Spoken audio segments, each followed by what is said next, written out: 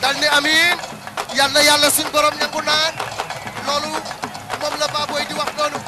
gis ngeen am na mbër bu dugg si noonu italien ngoog ma war a bëre ak Yawou Dial ñu bàyyi leen ak tuuti.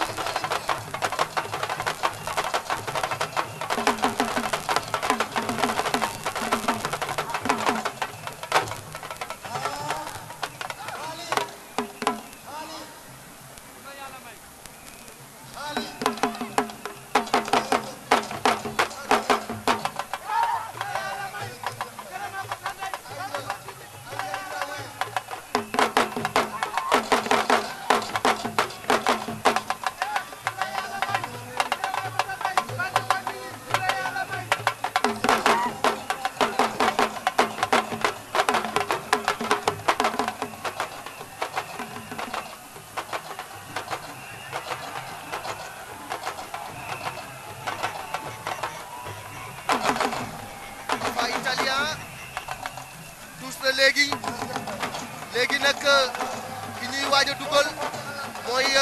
Malick Niang Malick bu écurie Ndakaaru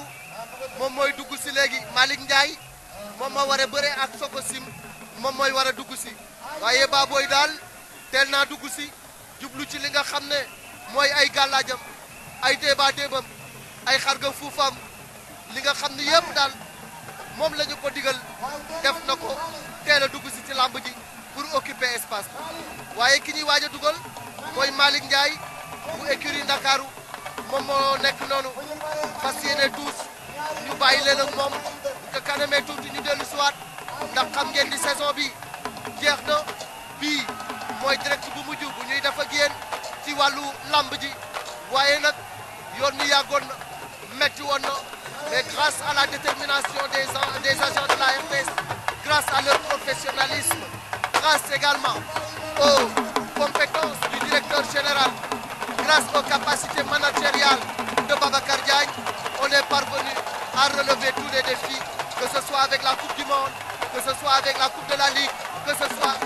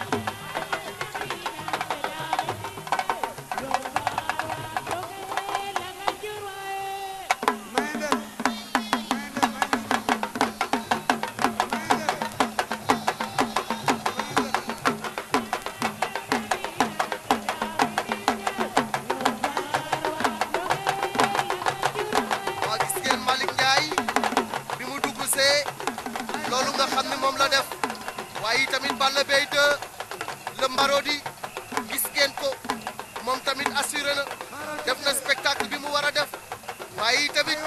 wane na ni jamono ji mi ngi ci état de forme bu am solo supporters yi mobilisé wu teel a ñëw ci stade bi am na ñi nga xam ne 11h 10h fi la leen fekk ñu toog jënd seen billet daal di dugg waaye nag kenn ku ci nekk li nga xam ne rek moom la ñu bëgg ci yow mooy nga supporter sa mbër ci yar ci teggin ci discipline bi nga xam ne moom la ñuy xaar ci ñëpp kon yaakaar naa ni jamono ji Super Étoile moom mooy waajal pour dugg si Super Étoile bu Lansar moom moo war a bëre la finale du challenge orange digganteem ak Garga Mbossé lay doon Super Étoile dugg si na maye dem yuuxu na ñu bàyyi leen ak moom.